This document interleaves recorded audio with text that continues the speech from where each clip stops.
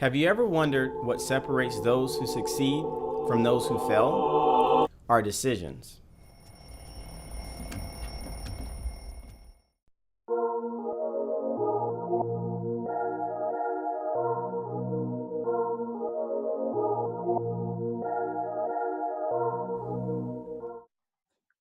Thank you for joining my new podcast, Change Your Number. Change Your Number is a podcast that's inspired by a book that I recently published, Change Your Number, Change Your Life. The concept of the podcast is to encourage people to make positive decisions that add value to their lives versus making negative decisions that actually subtract value. So today we're going to talk about the concept of voting. That's a concept that we want to educate people about the importance of voting and also discuss a few of the reasons that people actually don't vote. And we would like to start by introducing our guest today. Again, I'm George Dean, and I have my co-host, Donica Davis. Hello. And also our guest commentator, Don Crawley.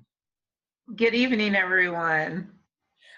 So Donica, we'll start with you. Do you want to briefly tell us a little bit about, about yourself and what you know about voting, about the topic? Okay, well, hello everyone. As George introduced me earlier, I am Donica Davis. I am a great millennial. I'm 26 years old. I reside in Atlanta, Georgia. I do PR coordination work, and I just think that voting is a very, very significant topic that everyone needs to be informed on, because as everyone should know by now, voting is very critical in this state of age. And this podcast I was asked to hop on board with it. I was honored because information about things that are being hindered to our community, I think is a very, very great way to get the word out from people that they can relate to. So I hope that you guys enjoy watching us tonight and that you also gain a lot of insight and information from it. Thank you. Fantastic. Thank you, Donica. So Don, you're up next. Let's see if I could put you in the spotlight view. Put the spotlight on you, Don. Here you go. That is definitely a spotlight. You all look fantastic. That's the more important thing. Excellent. So just tell us a little bit about yourself, about your background, and why voting is important to you. So a little bit about myself. So I am currently a sales professional, advertising, marketing, and PR. My background is in reporting journalism. I worked in that field for about 10 years, had some interesting interviews, saw a lot of the country, and had a great time. Voting has always been, a priority of mine because the decisions that these leaders are making affect our lives in, very concrete type ways that, can affect everything, your finances, your day-to-day dollars, your children, things that we care about quite a bit. So, as Donica mentioned, these are things that are affecting our communities every day, and you want to make sure that your voice is heard as far as it goes.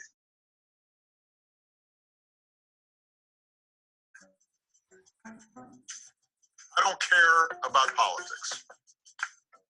I don't care about Pokemon, but that doesn't mean it won't keep on coming back. That's actually what people in power are betting on, that you'll check out, that you won't vote. And when you opt out, that allows other people to essentially fill that void. You remember those hearings where members of Congress were asking Mark Zuckerberg questions like they've never used the internet before? That's because they haven't. Here's your chance to vote for people who actually know what the internet is. My vote doesn't matter. Now, the last presidential election turned on fewer than 100,000 votes in 3 states. More people go to Coachella. Look, when it comes to something like Dancing with the Stars, people actually think their vote matters. But a vote in this November's election actually does matter. It could elect people who make our criminal justice system fair. and your student loans easier to afford. And by the way, you wouldn't let your grandparents pick your playlist. Why would you let them pick your representative who's going to determine your future? Elections, by the way, aren't boring. You know what's boring?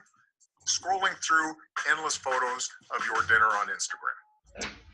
Also, this thing has something called Google. You can't use Google to figure out which candidates on your local ballot think that the earth is flat and climate change is a hoax.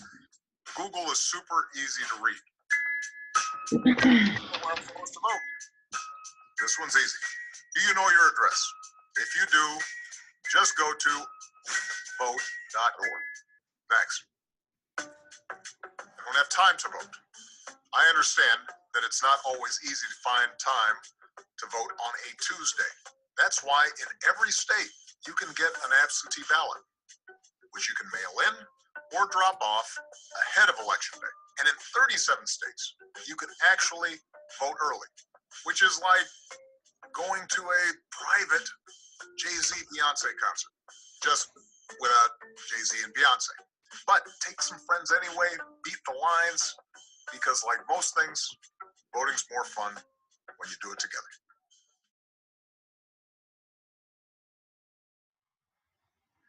So there we go. There we go. So former President Obama, he shared with us 7 excuses why people that people give on why they don't vote, and I thought it was pretty interesting. And I do want to say as well, I have a quick disclaimer before we get started. We are going to discuss a lot of these issues as well. Let me mute this, so give me a moment. All right, so we're back. So the disclaimer is that this podcast is not intended to give any type of professional advice. No medical advice, no legal advice, no financial advice. It's just sharing of ideas. And also, although we just saw former President Barack Obama's video, this podcast is not intended in any way, or should it be construed, to actually endorse any particular candidates or any particular party. So as long as we're good on that quick disclaimer, we're going to continue this podcast. And so again, we're going to just jump right into some of the issues. I mean, we have a great panelist here and co-host Donica and Don as well. So let's go ahead and start with the first, I guess, reason that Americans give for the reasons they don't vote. And so one of the reasons that they give is that they don't care about voting. So just want to see if you all have any thoughts on that. Don, do you have any thoughts? People saying they just don't even care about voting. I do have a few thoughts on that. The first of which being, and I guess this is just me personally being an African-American female, I know that there are people who have worked very, very hard to make sure that I have the right to vote, both African-American and both female. To the point, as history has shown us, that some people have lost their lives in pursuit of that. So to me, saying I don't care about that, I think would cause some of our ancestors to just roll over in their graves because of all the work that they have done to make sure that, we can go to the polls and participate in a free and fair election. Sure, Don, and that makes a lot of sense. Appreciate you sharing that. Let me see if I can switch this view back over. Yeah, we should be back now. So I think the next reason that's given is that people are too busy to vote. And I would like to jump in and comment on this one. And my comment is that people will make time to do what they want to do. I mean, that's the bottom line. Whatever's important to you, that's what you're going to make time to do. So to say that they're too busy, again, of course, we know that's an excuse. And so what a lot of states have done is given opportunities to say, okay, if you're too busy, let's offer early voting. You can even vote in some states on Saturdays and Sundays. So the too busy excuse is clearly a reason why people just want to give for why it's unimportant. And it goes back to what Don said in the first one, people just not caring. And so, again, things that people don't care about, they'll find an excuse for. But we just want to try to encourage, people who are eligible and registered to vote to actually just get out and vote. So anything that we can do to motivate people to do that, that's what our goal is. So I guess that leads us to the next one. Did anybody else want to comment about being too busy? If you had any. Yes, I wanted to comment on that. I think that is one of the most craziest reasons for people who work, if their hours aren't, aligned with 7 a.m. to 7 p.m. for early voting or the weekend. If you are working, that's your right. Your job will let you get off to go to vote. There's absolutely no excuse why, I know for college students, majority of the time they are voting polls set up on college campus.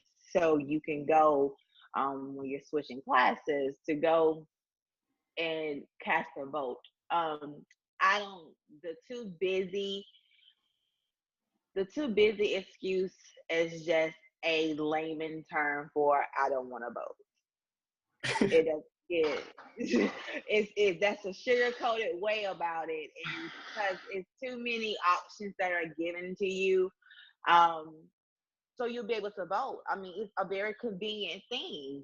Voting is very convenient, and so I think that that's just a excuse for not wanting to vote. That's how I feel about the too busy comment. Great. And thanks, Donica. So hopefully towards the end, we can actually, of the end of this podcast, we can just motivate people on, the reason. I have a challenge, actually. At the end of this podcast, I have an Add in Life challenge. So I will share that with everybody once we, get ready to conclude the podcast. So I do want to go to the next reason. The third reason that we have is that people don't feel like there's anyone to vote for. So, want to see if you all have any thoughts on that. Don, do you have any thoughts on that? A lot of times we are placed in situations where we don't necessarily like either candidate. This is something that I've heard from people, specifically with this last presidential election. Well, I don't like Trump and I don't like Hillary, so I'm just going to stay home. Well, whether you like either one of them or not, one of them is going to be president of the United States. It's not, I don't like Trump, I don't like Hillary, and, there's another option. One of these people is going to be making decisions that affect your life on a daily basis. And, you have to decide.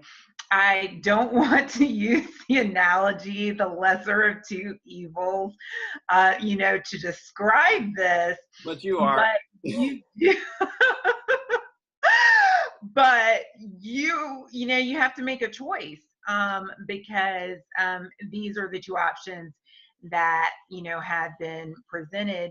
And hey, listen, if you want there to be other options, get involved in your local community. Find out who's running on a local level, state level. Get involved with the people that are shaping our world. And perhaps we can see some candidates that better reflect our values. And I'm a millennial, and that better reflect the world that we see today. Sure. Well, Don, I just can't let you get away with this one about the lesser of two evils. Like I can't let that one slide. So you really have to probably explain that one a little bit more. So a lot of people would run down the things that they didn't necessarily like about Trump, and then run down the things that they didn't like about Hillary Clinton. They didn't like the rhetoric that, Trump had. They brought up the things that he said about women being disparaging. And with Hillary, she's an establishment politician. She's been up there too long. She's probably corrupt. So, I think that pretty much people had a laundry list of things that they did not like about both candidates and used that as a reason to stay home. But that's not a reason to stay home. You know, as some people have, you know, said to me when I've mentioned, hey, you know, I don't like this about this particular politician. I don't agree with their particular position on education, school funding, what have you. You know, they've said, listen, you have to take a list of the things that are going to be affected by your vote and decide which candidate that you agree with most, and then cast your vote based on that. Because, you know, at the end of the day, again, one of these people is going to be representing you. And Right. why would you not be a part of that process? That's a good point. That's a good point. So Donica, move on to the next reason people don't vote. They don't believe that their vote counts. Yes, because I did a survey myself Sure. with age groups between 18 and 29. 74% of 18 to 29 age groups do not vote. 30 to 39 is 51%, 40 to 49 is 37%, 50 to 69 is 24%, and 70 plus is 16%. Referring back to the Barack Obama video that we just watched, Barack, he said that you have these old people that are voting for you. They don't know, like you want them to represent you. And the thing about the highest percentage of 74%, it falls back on the 18 to 29 age group. And the reason why is because they say that the popular vote does not matter. It's Right. based off of the electoral vote, based off of what state is bigger. And it's not a fair judgment because they think that the popular vote should be should, you know, bring the candidate in, but it's not. It's an electoral vote, and that disguises a lot of people away from voting, and that's why they feel like their vote does not count. The voting ratio is very, very low for 18 to 29. The percentage that do vote frequently is only 5%. 30 to 39 is 15%, and your 40 to 49 is 10%, and your 70 plus is 41%. So at this point right here, votes are based off of old people, and we Oh, have a oh, hold on. Wait a minute, Don. Older people, let's say oh, older people. Yeah, older. The older you get, the point, oh yeah, the older you get, the more likely you are to vote. Is that to fair to vote. say? That's Okay. what it is, Okay. and that's why I think we have to be informed a little bit more on it. But that was the main reason why a lot of people say they do not vote, because their vote don't matter. They Sure. say that the popular vote should be the overruler, but it's not. It's not electoral vote. Right. Okay, well, I want to add another one. People say that they believe the system is corrupt, and we are getting short on time, so we're going to try to keep our comments pretty quick. So any particular thoughts? I think you started to bring it up as well, Donica, about the way that the Electoral College works, but also people just feel that, you know, no matter who they vote for, people are going to get in and they're going to do the same thing. Whichever candidate, they're really just going to do the same thing because they're all corrupt. Hmm. And there has to be a reason why people feel like the candidates are corrupt. When you have a number of people feel the same way, there has to be a reason why they feel that way. Do you feel like that, George? Do you think that that could be the problem? It's because it's been such a reoccurring situation that people just have been I won't say brainwashed, but they've been trained to think that it's corrupt. Like, why do you think people think that voting is corrupted?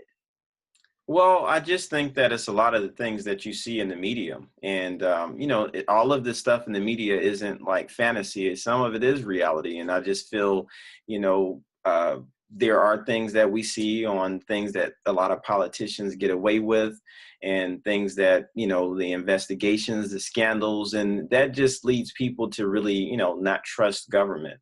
And I just feel that, you know, like Don said earlier, if you have concerns about that, you have to probably put your hat in the race, get involved even besides outside of volunteering, and actually start running for office.